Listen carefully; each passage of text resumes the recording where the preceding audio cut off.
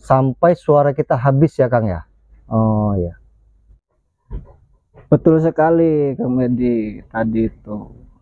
Nah tadi enakan merasakan nyaman kan, Ya. seperti itu.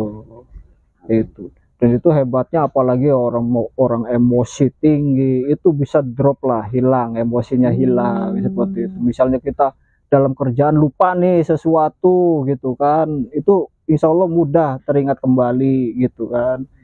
Iya, dalam suatu kerjaan apapun, apalagi siswa nih pada saat lagi ujian, kepengen istilahnya ujiannya kayaknya otaknya cemerlang, itu bisa melapatkan seperti itu sebelum kita mengisi ujian.